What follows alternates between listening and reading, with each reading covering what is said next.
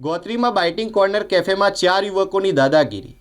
ધરાઈને જમ્યા બાદ આ યુવકો બિલ ચૂક્યા વગર જ રફુ ચક્કર થઈ ગયા. ત્યારે આ સમગ્ર ઘટનાને લઈને લક્ષ્મીપુરા પોલીસ મથકમાં લેખિત ફરિયાદ નોંધાઈ છે. વડોદરાની સંસ્કારી નગરીમાં હવે નાના વેપારીઓને નિશાન બનાવતી ટોળકીઓ સક્રિય થતી હોય તેમ એક ચોંકાવનારી ઘટના સામે આવી છે. ગોત્રી રોડ પર આવેલા બાઇટિંગ કોર્નર કેફેમાં 4 યુવકોએ પહેલાં ધરાઈને નાસ્તો કર્યો અને બાદમાં સ્ટાફની નજર ચૂકવી બિલ ચૂક્યા વગર જ રફુ ચક્કર થઈ ગયા. આ મામલે લક્ષ્મીપુરા પોલીસ મથકે લેખિત ફરિયાદ નોંધાઈ છે.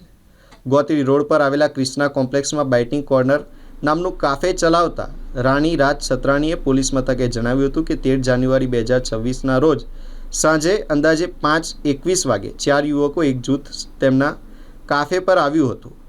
આ 4 યુવકોએ કાફેમાં બેસીને ખાણીપીણીનો ઓર્ડર આપ્યો અને શાંતિથી નાસ્તો કર્યો.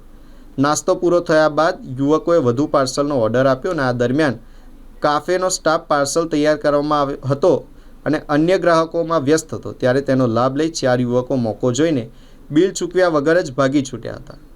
યુવકોએ કાફેમાં ખાધેલા નાસ્તાનું બિલ ચૂકવ્યું નહોતું અને છેલ્લે ઓર્ડર કરેલું પાર્સલ પણ લીધા વગર જ સ્ટાફને છેતરીને સ્થળ છોડી દીધું. આ સમગ્ર ઘટના સાંજે 5:21થી 5:53 વાગ્યાની વચ્ચે બની હતી. કાફે માલિકે લક્ષ્મીપુરા પોલીસ સ્ટેશનમાં ફરિયાદ નોંધાવતા પોલીસે કેસ દાખલ કરી સીસીટીવી ફૂટેજના આધારે 4 મફતિયા યુવકની શોધખોળ તપાસ હાથ ધરી છે.